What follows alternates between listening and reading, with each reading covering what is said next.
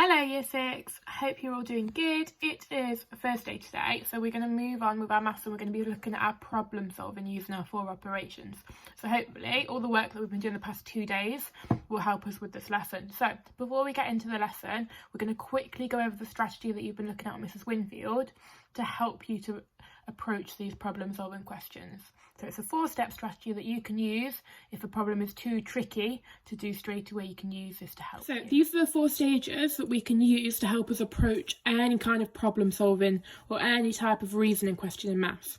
Okay, so our first stage is to visualise it, and that is just where we might draw a picture, we might draw a little sketch, you might draw a little diagram that's going to help you to really create that image of what you're actually trying to work out. Because quite often we'll get a question and we'll struggle to work out what is this question actually asking us. Okay, by drawing a picture that can be used to help us to work that out. Then you're going to represent it. This means to represent it mathematically using a model. Okay, so you might use a bar model, you might use a part-whole model, tens frames, a number line, okay, any type of model that might help you to represent it mathematically. Then after you've used the model to represent it, you should then be able to calculate it. So this is just crunching the numbers, carrying out the operation, whatever that operation may be. It might be multiply, it might be divide. Okay, so hopefully with the help of our model, we should easily be able to put those numbers in and calculate it. And then finally, we're going to solve it and prove that we've got the right answer. Okay, so this is a framework we're going to use today for our problem solving. So we're going to go through it step by step with a problem. This is a problem we're going to be looking at today. So we've got Isla and we've got Zach, and it looks as if they're in some kind of, like a WH Smith. They've got computer games, puzzle books, they've got pencils, they've got sweets. Okay, so some kind of stationery store. And the question is asking us, a computer costs £12.50 more than a puzzle book. Zach buys 1 computer game and 2 puzzle books for £35. How much does each item cost? So this item is asking us to really problem solve and think about what the question is really asking us and what figures that we've already been given, how we're going to use those figures to help us answer this question. So the first thing I'm going to do is visualise it. This is my interesting attempt at visualising. As we know, I'm not the best artist ever, but I have tried my best to draw just a little picture to help me imagine what this problem is going to look like. So it's saying that Zach has bought 1 video game and 2 puzzle books, and in total it cost him £35. And what we need to do is we need to find out the price of the video game and the price of the puzzle book. The only other information we know, I'm just going to add this on, is that the video game is £12.50 more expensive than the puzzle book.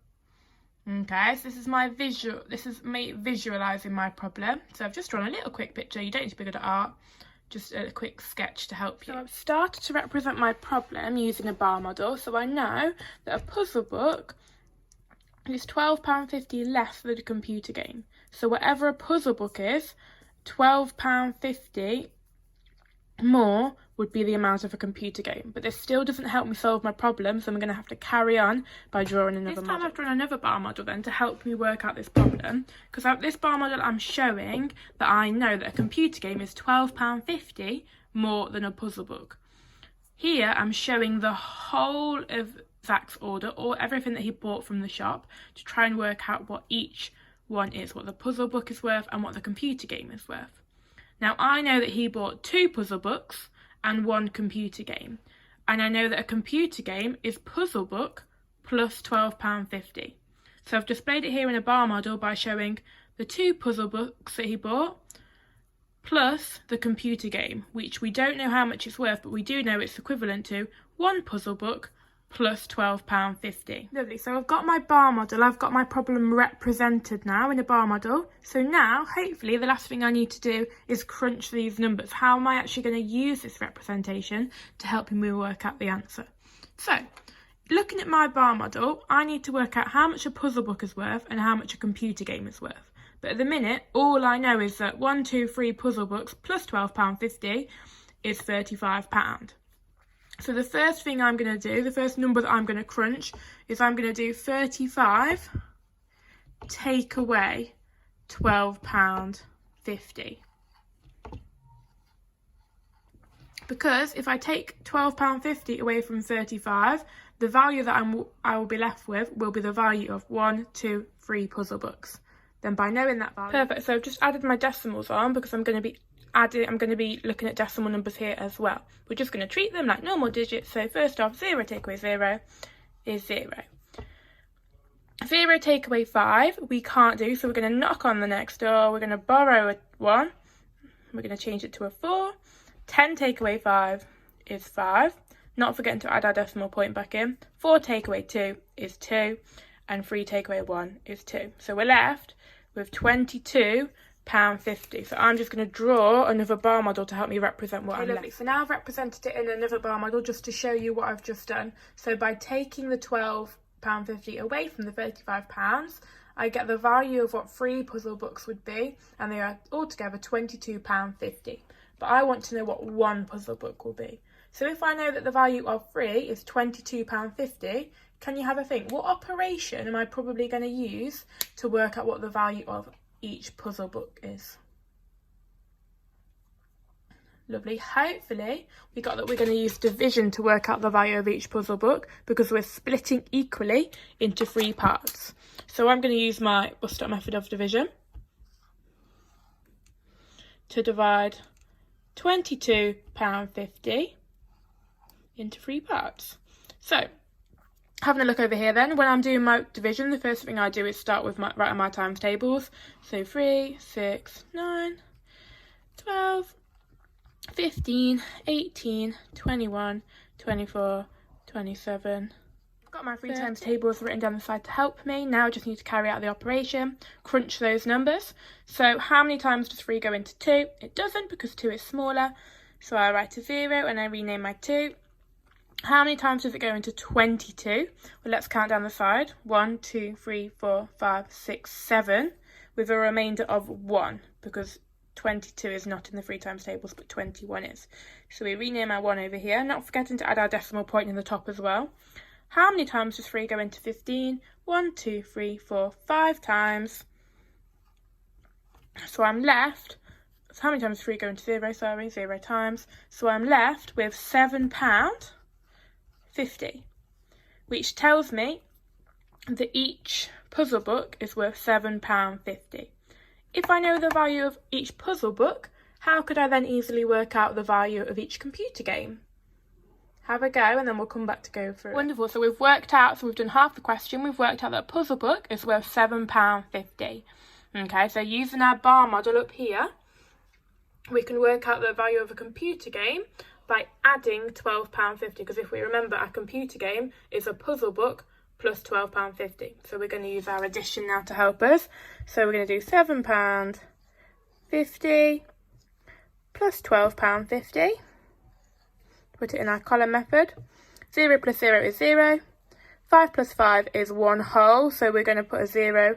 Rename it in our ones column.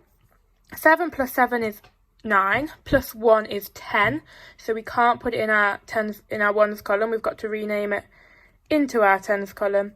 1 plus 1 is 2, and we're left with 20. So that means our computer game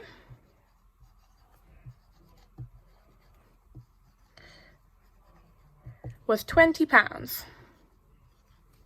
Lovely, so now I've got my 2 values. I'm going to check it and prove it by adding it back into my question. So I know, going back to my visualise it, that Zach bought 1 video game and 2 puzzle books. So I'm going to add those figures back together to make sure I get this end value of £35 to check that I've done it right.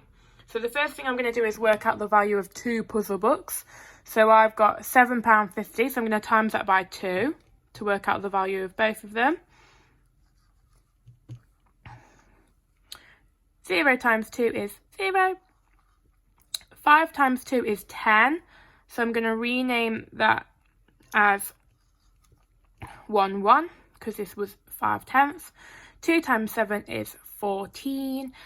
I would put a 4 in here, but I'm adding on that extra 1, so it's 5, and then renaming those 10 ones as 110 to get £15. Now he bought 2 puzzle books, which were worth £15 altogether, and 1 computer game, which was worth £20. So let's just check it added up to £35. 5 plus 0 is 5. 1 plus 2 is 3. £35. Lovely. So hopefully we're getting the hang of that 4-step method that we can use to problem solve. I want you now to have a go at the think together. It's a very similar question to the one that we've just done together. Okay, so I want you to have a go at using the method by yourself. Can you visualise it? Can you represent it using a model? Okay, so it's up to you what model that you want to use. Can you then use that model to crunch those numbers, do those calculations, thinking about which operation is going to be the best operation to use? And then can you prove it by putting the figures back into the question and checking that they are correct? Okay, so I want you to have a go at this question and see how you get on.